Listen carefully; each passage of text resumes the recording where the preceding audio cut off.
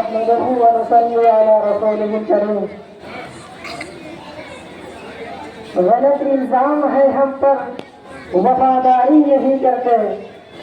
غلط الزام ہے ہم پر وفاداری نہیں کرتے. محبت بانٹتے ہیں ہم اداکاری نہیں کرتے.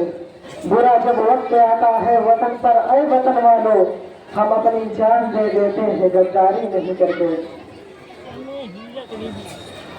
آج کی اس تقریر کے عزت مآب صدر علی وقار قابل احترام مہمانان خصوصی اور تمام کی صلاحیت اساتذہ کرام اور قدر شراب سرپرست حضرات، السلام علیکم ورحمۃ اللہ وبرکاتہ.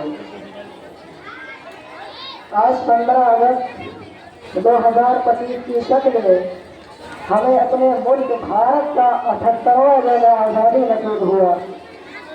آج میں اپنے ملک کی آزادی پر بے حد اطمینان اور خوشی محسوس کر رہا ہوں، اور ان تمام پریشان کن حالتوں کے باوجود اپنے پرعزم جذبات اور حوصلے سے کچھ باتیں آپ جیسے غیور اور دانشور حضرات کے سامنے رکھنے کی کوشش کر رہا ہوں.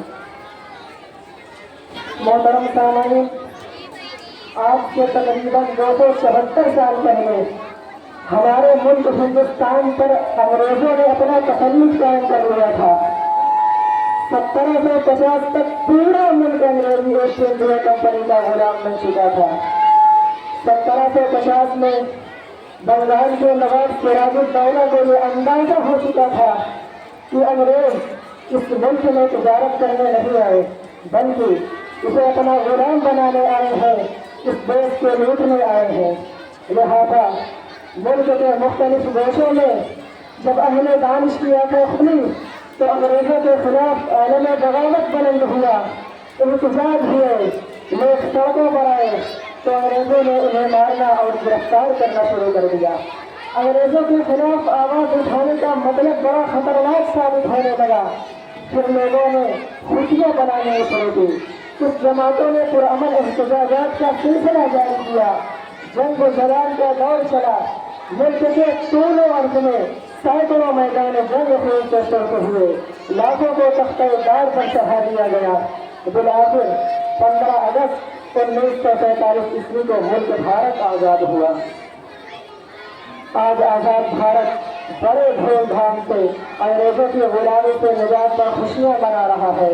پورے بھارت میں جشن آزادی پر پروکار محفلیں سجائی جاتی ہے. ہر ایک کی زبان پر ہندوستان زندہ باد کے نعرے ہیں. جن گل من کی صدائیں بلند ہیں تو کہیں سارے جہاں سے اچھا ہندو پتا ہمارے کا نغمے کا شور ہے. کوئی گنگنا رہا ہے، مذہب نہیں سکھاتا آپس میں بین رکھنا. ہر ایک اپنے ملک کی آزادی کی خوشی میں مست ہے، مگر نفرت کے پجاریوں نے مسلمانوں پر ظلم و زیادتی کے بازار کو ایسا گرم کر رکھا ہے جسے دیکھ کر انگریز بھی شرما جائے. اور مظلوم مسلمان یہ سوچنے پر مجبور ہو جاتا ہے کہ کیوں ہمارے آباء و اجداد نے اپنی جانوں کا نذرانہ دے کر اس ملک کو آزاد کرایا تھا. اس سے اچھا تو انگریزوں کا ہی دور تھا.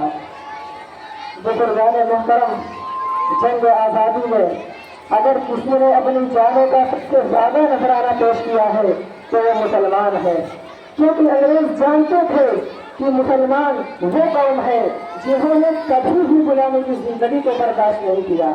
اس لیے انگریزوں نے سب سے زیادہ مسلمانوں کو ٹارگٹ بنایا. علماء کرام کو پھانسی دی گئی. چاندنی چوک سے لے کر خیبر تک کوئی ایسا درخت نہ تھا جس پر علماء کرام کو نہ لٹکایا گیا ہو. بہت وقت رکھتے اس علماء کرام کو برہنہ کر کے کھول کے تیل کے اندر ڈالا جاتا. کانے کانے کی سزا دی گئی. مانسا کی جیل کو مسلمانوں خصوصاً علماء کرام سے بھر دیا گیا. اگر نفرت کے چشمے کو اتار کر حقیقت کے آگ سے دیکھی جائے تو ہندوستان کے گوشے گوشے پر مسلمانوں کے خون کے دھبے نظر آئیں گے. شاملی کا میدان، بالا کوٹ کی وادی اور جلیاں والے باغ سے اگر کوئی پوچھے تو آواز یہی آئے گی کہ ہندوستان کی آزادی کی خاطر مسلمانوں نے جتنا خون بہایا ہے دوسری قوموں نے اتنا پسینہ بھی نہیں بہایا. بزرگان محترم، خلاصہ کلام یہ ہے، اگر اس جنگ میں उलमाए कुरान हिस्सा न लेते तो वो मुल्क कभी भी आज़ाद न होता। जब 1917 के अंदर शेखुल इस्लाम हजरत मौलाना महमूद हसन रहमतुल्लाह अलैह ने अंग्रेजों के खिलाफ फतवा दिया कि आज से अंग्रेज की फौज में दाखिल होना हराम है, तो अंग्रेजों ने मौलाना को इस फतवे की बिना पर माल्टा की जेल में रशीद कर दिया। और इतना ही नहीं बल्कि माल्टा की जेल में जाने के बाद अंग्रेज मौलाना के जिस्म को लोहे और तांबे से ज्यादा करता था और ये मुतालबा करता था कि ऐ शेखुल हिंद मौलाना महमूद हसन देवबंदी अंग्रेजों के हक में फतवा दे दो। तो मौलाना ने कहा, ऐ अंग्रेज याद रखना, मेरा जिस्म पिघल सकता है, मेरा बदन कर सकता है, मेरे जिस्म के आधा कर सकते हैं और मैं अपने जिस्म के टुकड़े टुकड़े करा सकता हूँ, लेकिन याद रखना मैं हजरत बिलाल का वारिस हूँ, अम्मार इब्न यासिर का नाम लेवा हूँ, बशीर इब्न जल्द का सरदार हूँ, मैं हरगिज़ तुम्हारे हक में फतवा नहीं दे सकता। इससे पता चला कि हम इस हिंदुस्तान के बारे है और इसी मुल्क में पैदा हुए और जब तक हमारी सांसें चलती रहेंगी हम इसी मुल्क में अपने दीन और शरीयत और सुन्नत पर अमल करते हुए इज्जत के साथ और असमत के साथ और शौकत के साथ जिंदगी गुजारेंगे। और जब हमारी मौत आएगी तो हम इसी मुल्क में इसी वतन अजीज की सरजमीन में दफन हो जाएंगे।